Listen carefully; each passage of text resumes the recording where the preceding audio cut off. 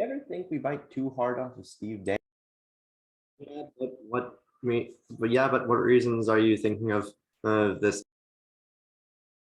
I mean, for starters, we make hockey content after each game that the team we report plays. Second off, the mere act of me existing with the hat on my head, and third, we now root for a team that can't even make it through a third period without giving us an apoplectic seizure.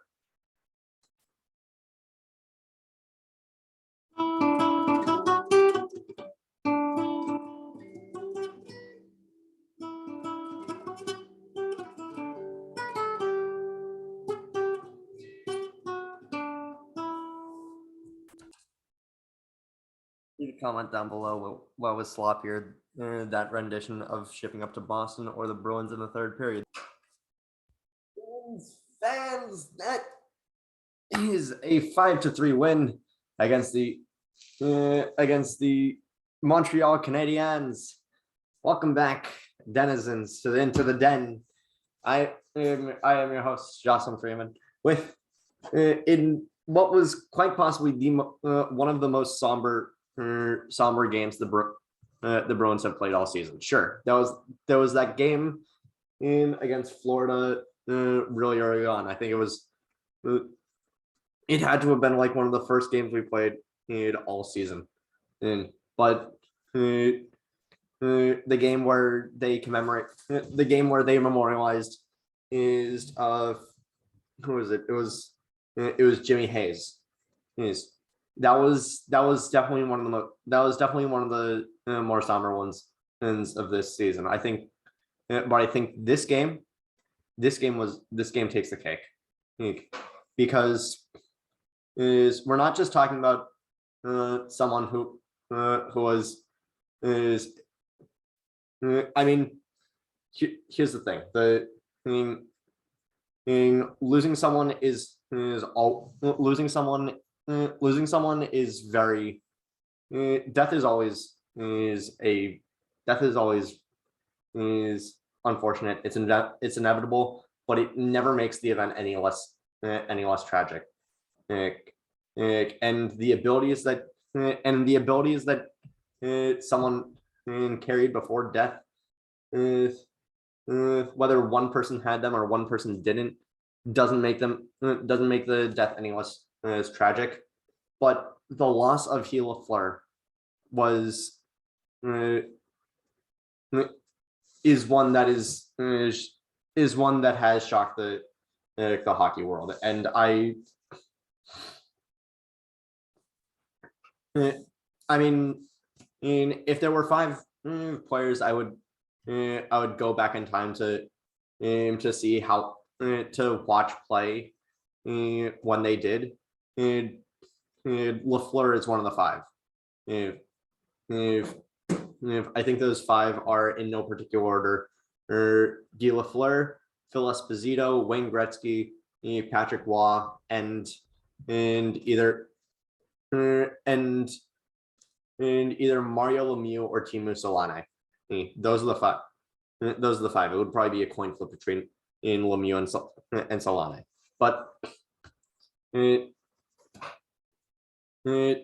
this was playing highlights throughout his entire playing career in a big montage with My Way by Frank Sinatra.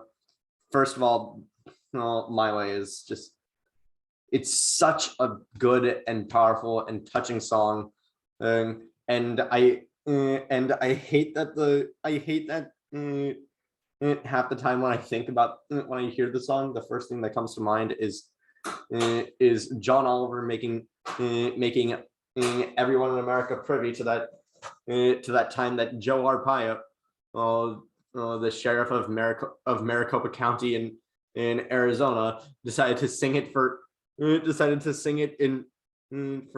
a documentary, and it was quite possibly one of the worst renditions of the song I've ever heard. But every time they tried to close the ceremony, they the fans just kept cheering until like we're like, all right, we're like 10-15 minutes behind schedule. We gotta do puck drop, but still, Lafleur, one of the most important players in hockey, and you will forever be missed. But for players that are still alive right now, well, we have two that made a very, very promising return to the lineup the last game, but did not return this game. Those being David Pastrnak and Hampus Lindholm. And honestly, it makes total sense. First of all, we're playing the Habs. It's not. First of all, we're playing the Habs. We're not, and we're already locked into a playoff spot. It's not like we're going to be. It's not like we're in the thick of a playoff race, and we need these guys to come back, or else we're gonna fall out with 3 games left to play. Second off, we could easily beat the Habs without them. And third off, if they could both use a game of rest to just to continue rehabbing their injuries, to make sure they're not to make sure they don't just re-injure them too quickly. Even though by all means, in this last game against the Rangers, both of them had an insane game. Pastrnak had those 2 points, and he had that goal. He had the most time on ice among forwards. Lindholm also had a bunch of time on ice. He was also really good. But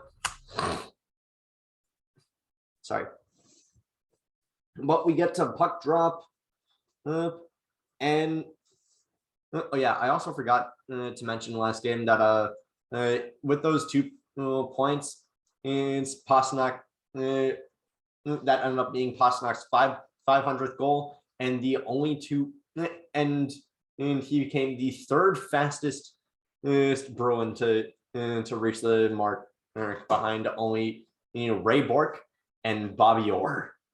And if you're up there with those 2 guys, you are freaking then you're insane. You're insane. You're scoring at an amazing pace, and do not slow down, because you are doing amazing.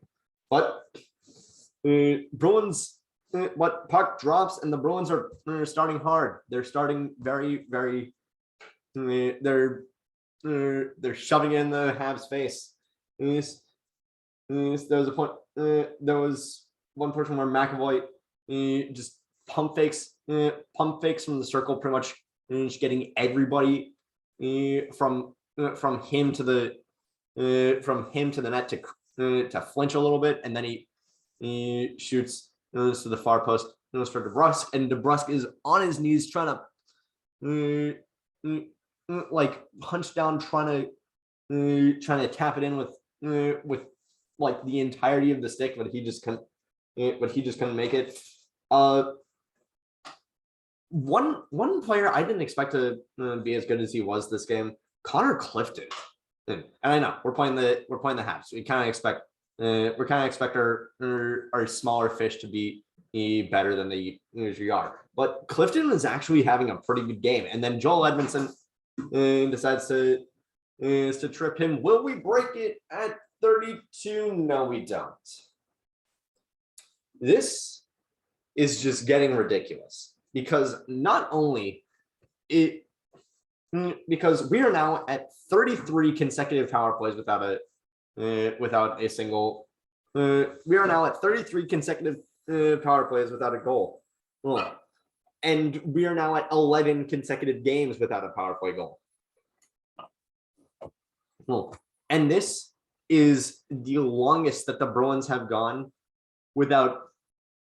This is the most consecutive games that the Bruins have had without a power play goal since the original expansion. And only I think one other time have they gone 10 consecutive games without a power play goal. But no, they're now at 11.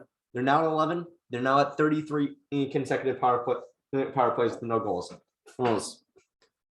Sure, they get one a little bit later with a 4-on-4, but that's still technically even strength. That's why 4-on-4 goals don't go back to 5-on-5 afterwards, because they're still technically even strength. Speaking of 4-on-4s, there were quite a bit. There were quite a few this game. I think there were like 2 or 3. But honestly, the fourth line also this game put in a bunch of work in the first and second period. I seriously thought that Foligno was gonna score something in this game, but just because Marchand is also on a goalless slump doesn't mean that he's not contributing. And in the first goal, he sniffs the puck out from behind the net, and while Jeff Petrie is right up in his grill. Jeff Petrie in this game was just a pest. We could not shake him. He was not giving anyone an inch, and he was down to and he was ready to throw down on a moment's notice. But Marchand just sniffs out the puck and backhands it right to DeBrusk. DeBrusk ends up shooting in it and gets blocked by Montembeault, and Bergeron is right there to chip to snap it up. Puts the Bruins up 1-0, and also puts him above of Ray Bourque for most goals scored by a Bruin all time.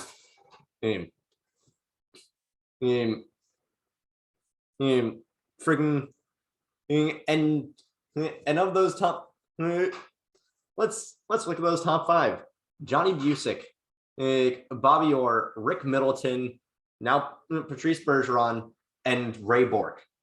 All of those numbers have been retired by the Bruins, except for 37, because he's still playing, and it's not like Mariano Rivera where you get to continue playing your number after you're retired and after that number has been retired. But a little bit later on, Eric Haula, beautiful. He's been playing amazing. I don't know how this happened, but him as our second line center has been amazing as of late. But he gets a breakaway, and Mike Hoffman ends up slashing him while he's going to the net. I didn't think this was slashing. But it ended up being. But usually some people would say, "Oh, it's gonna be a penalty." No, it was. Oh, we're going back onto power play. Great, but no, this was a penalty shot, and let's watch this Hala penalty shot. Oh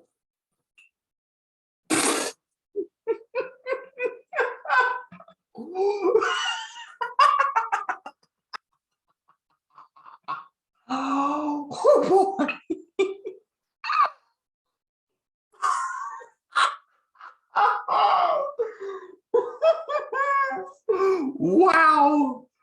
Wow.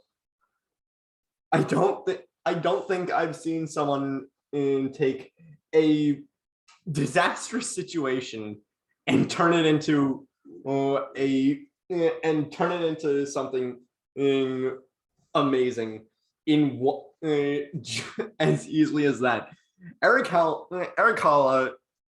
for those of you who didn't see what this penalty shot was, is Eric Halla gets a running start and he completely misses the puck.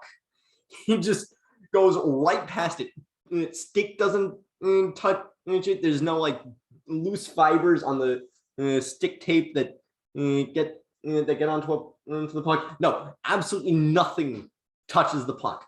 But here's the thing: because nothing touches the puck, he can go back and get it. That would be freaking dumb to suggest that he can't. It's like that's why in that one that Marchand had, like a few years ago, well, he wasn't allowed to do it because he just barely hit the puck with it on the top, and he and in an effort to stop the bustedness of spinoramas, you can't go backwards with the puck on penalty shots. And so he just completely misses the puck, circles back to get the puck, and then just shoots it right down past Montembeault for the 2-0 goal. Well, I don't think I've ever seen something go from dang it to hat pick in 2 seconds flat. But oh boy, there, I don't even know what to freaking say about it. Oh, he's trying. He's trying. You ever try your hardest? You ever just try your hardest and then you just miss? Yeah, miss. Oh, God bless his soul. God bless his soul. Well, pretty much the entire team wanted Jeff Petry's head on a wall after some late first period antics with Marchand shoving him up against the boards, and then Petry recovering, and then and completely decking Bergeron. Marchand wanted a piece of him, and he goes to the box for rough thing, and then after the buzzer,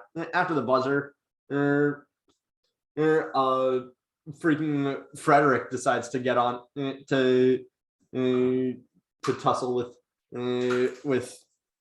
Petry as well, and that ends up starting the Bruins on a 5-on-3 in the second period. Remember how we kept complaining about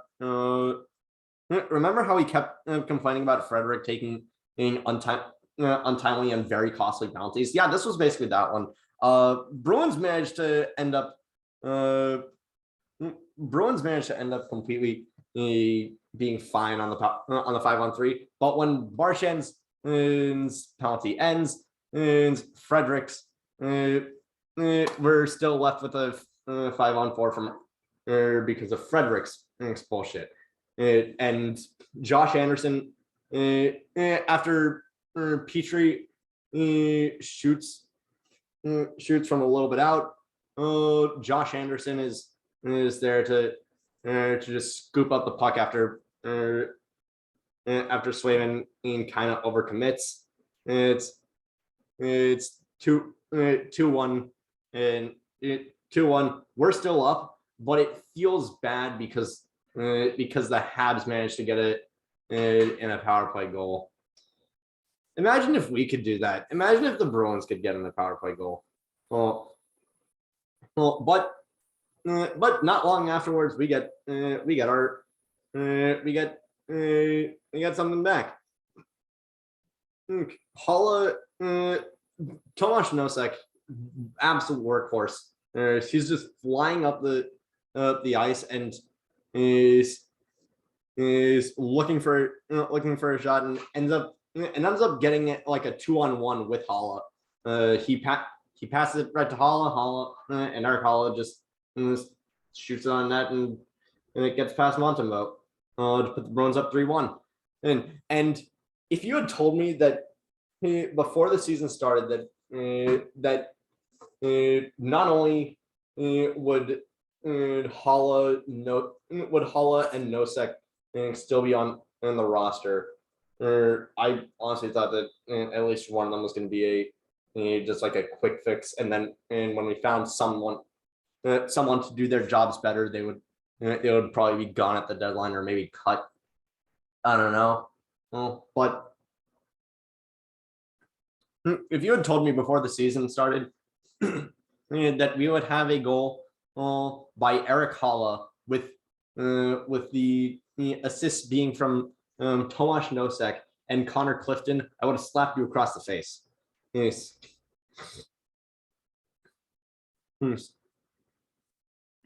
Holla ends up getting into it with Jake Evans a little bit. They get a little bit tied up. Holla ends up going into the box for interference because for his involvement, and Jake Evans because he just completely flopped goes to the box for embellishment, which I can't believe 79 games in. I think that might be the first time I've seen embellishment in a Bruins game this season, and from either side. It might have happened beforehand. I can't remember at this current point in time. But Bruins and like 30 seconds later, Grzelcyk also goes to the box for tripping. So great, we have to. It's now a 4-on-3. Thankfully, we survived the 4-on-3, and we go freaking WWE, just throwing ourselves everywhere, just bodying Habs players left and right to survive the 5-on-4, but it comes at a cost. Taylor Hall looks hurt, very hurt. He is completely doubled over. The play completely stops, and he is off the ice for the rest of the period. But we end up, but somehow we end up back on a 4-on-4 afterwards. Actually, no, he's not out for the rest of the period. He ends up coming back a little bit later, and he looks fine. But at some point, we get another 4-on-4 penalty. Go figure. And like right off the face-off, McAvoy ends up firing right on past a wall of bodies, and it just goes past Montembeault. It just goes back Samuel Montembeault for a 4-1 to put the Bruins up 4-1. Hey, we're going to the third period, 4-1. Leafs fans, how's it going?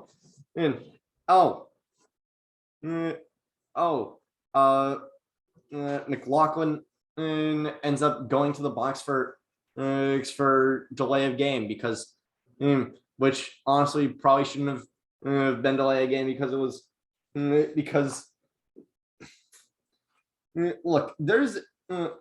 sometimes shit just happens with the puck. I mean, sometimes you just put it up a little bit higher than you want to. Sometimes it's an accident, dude.